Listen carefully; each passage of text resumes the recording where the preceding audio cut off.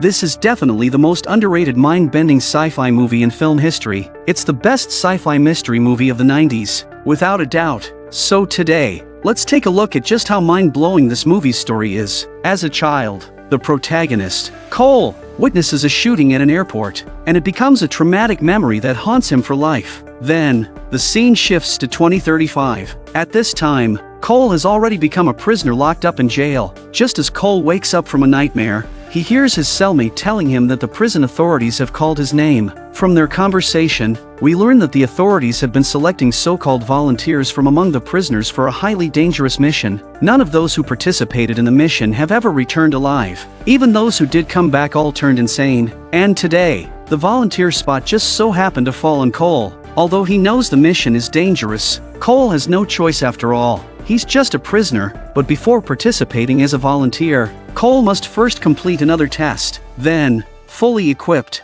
he quickly makes his way to the surface. But strangely, the large city is nothing but ruins, completely uninhabited. It turns out that humanity experienced a deadly plague 39 years ago, which killed nearly 5 billion people worldwide. Since then, the Earth's surface has only been suitable for animals to live on. The surviving humans can only live underground, struggling to survive. In order to return to the surface, the scientists periodically send people to the surface to collect biological samples. Cole soon passes the test and becomes a volunteer for the dangerous mission. It turns out that the scientists have been working on a special project. If successful, humanity might be able to return to the surface, but they need someone with a strong will to help complete the experiment. As long as Cole successfully completes the mission, he will receive a special pardon and regain his freedom. Then the scene shifts again to a prison in 1990. It turns out the experiment the scientists were working on involved using a time machine to send Cole back to the past to find clues about the original virus. But unexpectedly, Cole is immediately locked up as a lunatic, because he goes around telling people on the streets about the apocalypse and the virus,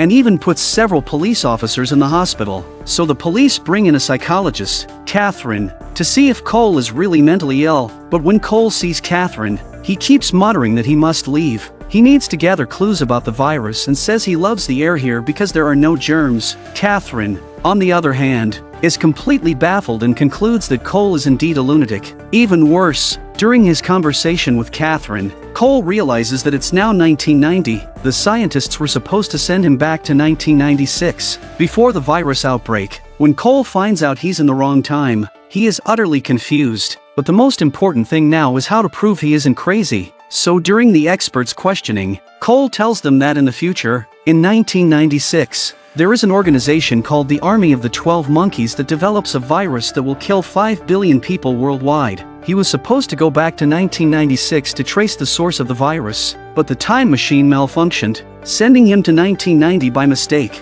However, this apocalyptic theory sounds like nothing more than a delusional fantasy to the experts. After all, who would believe that someone could really travel through time?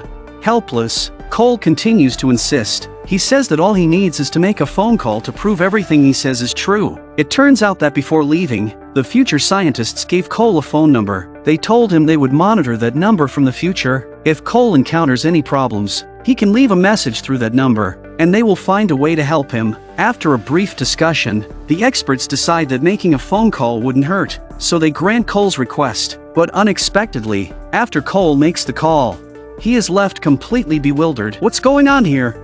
Could it be that the future scientists were lying to him all along? Just as Cole is puzzled, Catherine suddenly says that she feels like she's seen Cole somewhere before, but she can't quite remember. But at that moment, Cole pays no attention to what Catherine says. After thinking for a moment, he seems to realize that it's 1990, so the timing doesn't match. This means that at this time, that number hasn't been monitored by the future scientists yet. But now it's too late to say anything, as Cole is quickly taken back to his room after being diagnosed as insane. If he wants to complete his mission, he must find a way to get out of there as soon as possible. In the mental institution, Cole meets a peculiar patient named Jeffrey. Although Jeffrey is in the mental institution, he seems completely normal and even has a sharp, logical mind. Not only does he believe that Cole isn't crazy, but he also offers to help Cole escape from there. However, at that moment, Cole doesn't pay much attention. The next day, Cole never expected that Jeffrey would actually give him a key to his room. Then, with Jeffrey's help, Cole seizes the opportunity and successfully escapes from the room, but having been forcibly drugged with sedatives, Cole finds even walking difficult, so before he could leave the hospital, he is quickly caught by the staff and locked in a solitary room, while everyone is still debating what to do with Cole. The staff suddenly inform them that something incredible just happened. Cole, who was fully restrained, mysteriously vanished into thin air. Then the scene shifts to a cell. It turns out Cole was sent back to the future, to 2035, because the scientists heard a strange message. They thought the message was from Cole, but he had never returned to 1996. When the scientists learn the truth, they are stunned. If the message wasn't from Cole, then who was it from? Then the scientists show Cole some information about the army of the 12 monkeys. To Cole's surprise, one of the people involved is Jeffrey, the same person who helped him escape from the mental institution. But how could Jeffrey, a mental patient, be connected to the army of the 12 monkeys? Who released the virus? Since Cole didn't bring back any important clues this time, the scientists decide to use the improved time machine to send Cole back to 1996 again. However, the scene shifts, and the unlucky Cole finds himself on a battlefield. Before he can react, a soldier shoots him. It looks like Cole has been sent to another wrong time period. Then the scene shifts to 1996, where Catherine, who was once Cole's psychiatrist, still can't figure out how Cole disappeared into thin air. So after that, she begins to study some related mysteries and the occult, and she indeed discovers many things that can't be explained. For example, in 1917, on a World War I battlefield in France, an injured soldier claimed he was from the future. He said he was searching for a virus that would wipe out humanity, and the virus was supposed to spread in 1996. Even more bizarre, though the soldier was seriously injured, he mysteriously vanished from the hospital. Meanwhile, Catherine documents all these mysterious events in a book. 6 years later, she has become a well-known figure, but during a book signing event, a man suddenly approaches Catherine, babbling about how humanity's greed in exploiting the Earth's resources might make the destruction of humanity not such a bad thing after all. However, Catherine, busy with her book signing, doesn't pay much attention to the man's words. But when Catherine is about to go home, she is suddenly attacked by a mysterious person. Catherine initially thinks it's a robbery and offers to give the person all her money in her car. But to her surprise, the kidnapper says he can't drive and has lived underground since he was 8. Hearing this, Catherine instantly guesses the person's identity. Yes, the kidnapper is none other than Cole. Seeing the person who mysteriously vanished 6 years ago reappear, Catherine is understandably terrified. She asks Cole why he's bothering her, and Cole replies that he's searched every corner of the city but still hasn't found any clues about the army of the 12 monkeys. So he suspects that the 12 monkeys must be in a place called Philadelphia. Sure enough, when he and Catherine arrive, they find the entire city covered with the 12 monkeys symbols. But Catherine still doesn't believe in any apocalypse or virus. She thinks it's all just Cole's delusion. Meanwhile, just as Cole is excited about finding a clue, a mysterious beggar suddenly appears in the mist. Even more strangely, the beggar recognizes Cole and tells him that everything he's doing is in vain. History can never be changed, and the scientists have implanted a tracker in his teeth to monitor his every move. From the beggar's words, it's clear he's also from the future, but the strange thing is, why is he avoiding the future scientists' tracking and choosing to stay here? Meanwhile, the beggar's words make Cole start to doubt his mission. He doesn't understand why, despite his hard work to complete the task, the scientists are still monitoring him. Could there be some hidden secret behind all this? But there's no time for Cole to think too much. Before long, he follows the symbols and finds the pig head symbol mentioned in the files. This place is an animal rights organization, which also serves as the secret base of the 12 monkeys. Under Cole's pressure, a few members finally reveal the truth. It turns out they really are members of the army of the 12 monkeys, and their leader is none other than Jeffrey from the mental institution. According to them, Jeffrey's father is a famous virologist, which means he could easily access the virus. Cole instantly realizes that Jeffrey might be the mastermind behind the virus release, so he quickly takes Catherine with him to find Jeffrey. But halfway there, Catherine suddenly notices that Cole's leg is injured, so she finds a secluded spot and helps Cole remove the bullet from his leg. Not long after, Cole successfully finds Jeffrey. He says that he won't stop Jeffrey's plan because history cannot be changed. He just wants to take the virus's origin back to the future to help humanity return to life on the surface. But the nearly insane Jeffrey doesn't care at all about what Cole is saying. Instead, he smugly reveals that the inspiration to use the virus to wipe out humanity came from Cole. 6 years ago, when Cole saw the experts cruelly experimenting on animals with the virus in the mental institution, he, under the influence of sedatives and in a daze, casually remarked that the virus should be used to destroy humanity. Unbeknownst to Cole, Jeffrey actually took that comment seriously. Cole never imagined that his offhand remark nearly led to the destruction of all humanity. So after escaping from Jeffrey's house, he returns to the woods to find Catherine. Filled with regret and self-blame, he realizes that he might be the one responsible for the deaths of 5 billion people. But if Jeffrey got the idea to destroy humanity from something Cole said, that doesn't seem logical, because Cole only traveled back to 1990 after humanity had been destroyed by the virus. So how could the idea of destroying humanity with the virus have originated from him? Seeing how much Cole is blaming himself, Catherine reassures him that no one can destroy humanity. She insists that all of this is just a product of Cole's imagination because he's avoiding the reality of his mental illness. After hearing Catherine's words, Cole begins to doubt himself. He thinks it would be wonderful if he really were just a lunatic. That way, the world wouldn't be destroyed, and he could continue living here, breathing the fresh air. But then, when Catherine turns around, she finds that Cole has mysteriously vanished into thin air once again. Shortly after Cole disappears, Catherine sees on the news that the missing child case the police had been investigating was solved when the child was found in a barn. This shocks Catherine because Cole had once told her that the missing child was just playing a prank with friends, hiding in a barn. This completely matches the police's findings, and Catherine has no idea that even more incredible things are about to happen. That morning, the police suddenly call and inform her that after conducting ballistic tests, they found that the bullet Catherine removed from Cole's leg was from World War I.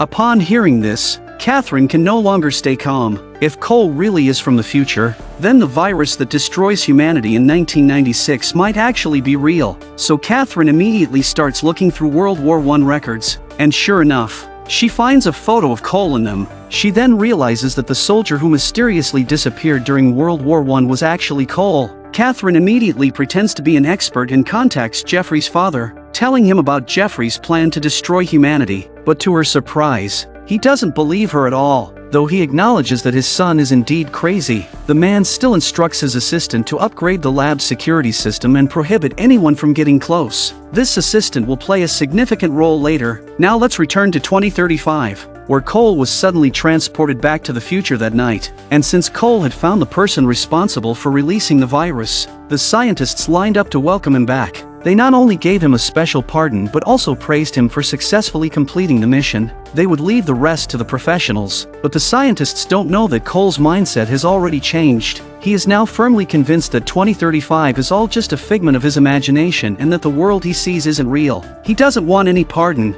he just wants to live a normal life. But the scientists think Cole has been slightly affected by the time travel, causing some temporary confusion, so they just give him a sedative injection. However, not long after Cole wakes up, the voice of the beggar reappears in his mind. So Cole decides to go back to 1996 again, but this time he doesn't plan to return. He lies to the scientists, claiming that he can bring back the virus's origin and that no one is more suited for the mission than he is. Unaware of the truth, the scientists agree to Cole's request. The scene shifts, and Cole meets Catherine again. Catherine is excited, thinking that Cole has returned to stop the virus outbreak, but to her surprise, Cole says that he is just a mental patient. He has come back hoping that Catherine can help him become normal. Unexpectedly, after all the twists and turns, the situation is reversed. Now, it's Catherine who is trying to prove that Cole isn't mentally ill, so she questions Cole, asking how he knew the missing child was in the barn if he wasn't from the future. But Cole replies that he doesn't know. Maybe he saw it on TV as a kid.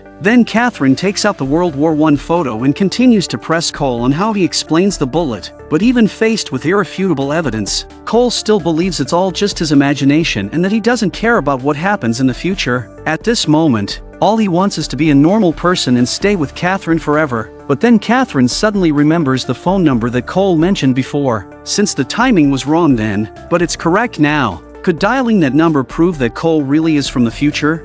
So Catherine immediately finds a phone and dials the number. A short while later, she returns, excited, because Catherine discovers that the number belongs to a cleaning company, not to any scientists. This means there was no virus outbreak, and everything was just a figment of Cole's imagination. In her excitement, Catherine even left a message for the company, but then Catherine is suddenly stunned, realizing something doesn't add up. How could Cole know about her message? Because that very message was what the scientists in the future had heard when Cole first traveled through time. To her shock, Catherine realizes that the strange message was actually left by her, meaning the virus really will outbreak in 1996, and it's just around the corner. But even knowing the truth, they are powerless to stop it. So Catherine and Cole decide to enjoy the time they have left together. Whether the virus will actually break out, the truth will reveal itself in time. The two of them then disguise themselves and plan to go on a vacation to another city. But when Cole sees Catherine dressed as a blonde, he suddenly realizes that the woman he saw in his nightmare was actually Catherine. With everything prepared, the two take a taxi to the airport. However, while they're on their way, a news broadcast suddenly announces that last night, the army of the 12 monkeys locked a famous virologist in a zoo cage and released all the animals inside. Seeing the animals running on the road, Cole finally understands that the army of the 12 monkeys is really just an animal rights group. They didn't release the virus that destroys humanity. This means that when Cole saw the 12 monkeys message on the wall in 2035 that said "We did it," they were actually talking about successfully freeing the animals, not about releasing the virus. But if that's the case, then who is the real culprit behind the virus release? Cole and Catherine soon arrive at the airport, but as soon as they get there, Cole senses something strange. He feels like he's been to this airport before, so he shares his suspicion with Catherine, but she urges him to hurry because if they're any later, they'll miss their flight. Catherine then tells Cole to wait at the newsstand while she buys the tickets, but even though Cole doesn't want to go back, he's still concerned about the survival of humanity, so he leaves a message for the future scientists, telling them that the virus and the 12 monkeys are unrelated, and that he's completed his mission and won't be returning. Cole isn't worried about revealing his location because, after his last time jump, he had already pulled out his teeth. He's confident that the future scientists won't be able to find him again, but to his surprise, right after he hangs up the phone, he encounters his cellmate from the future at the airport. The cellmate hands him a gun without saying a word, but oddly, he doesn't know why the scientists wanted Cole to have the gun. He only knows that if Cole refuses, his orders are to kill Catherine. With no other choice, Cole accepts the gun. Meanwhile, on the other side, Catherine, while buying the tickets, accidentally bumps into a man. Upon seeing the assistant, Catherine seems to realize something. She begins to suspect that the assistant might be involved with the virus, so she quickly finds Cole, and at that moment, the assistant is going through security. The security staff notice that he has some strange vials, so they ask him to open them for inspection. The assistant openly releases the virus, and since the virus is colorless and odorless, the staff don't notice anything unusual. The assistant then smoothly passes through security with the remaining vials. Seeing this, Cole quickly draws his gun and chases after him, but the police, unaware of what's happening, see Cole with a gun and immediately shoot him. Catherine, seeing this, is devastated and rushes to Cole, but it's too late. The bullet hit Cole's heart, and he dies on the spot. And this entire scene is witnessed by a young boy. The story circles back to the beginning of the film. That young boy is the younger Cole. It turns out this is a time loop, which is why Catherine always felt like she had seen Cole before. If nothing changes, Cole will continue to be trapped in this endless cycle as he grows up. Perhaps the reason the future scientists had the cellmate give Cole a gun, without telling him who he had to kill, was to ensure that Cole would be shot by the police when he drew the gun, thereby completing the time loop. Because when the cellmate forced the gun on Cole, Cole said something significant. There's also a detail in the film. Cole sees the person carrying the virus in his nightmare, and it's actually Jeffrey. This implies that the original person who was supposed to release the virus was the army of the 12 monkeys. But after Cole's time travel, when he told Catherine about the virus, and Catherine later warned Jeffrey's father, Jeffrey was unable to steal the virus. However, history cannot be changed, so the assistant becomes the one who releases the virus. Meanwhile, the assistant, carrying the virus, has successfully boarded the plane, but the woman sitting next to him is actually a scientist from the future. And with that, the movie ends.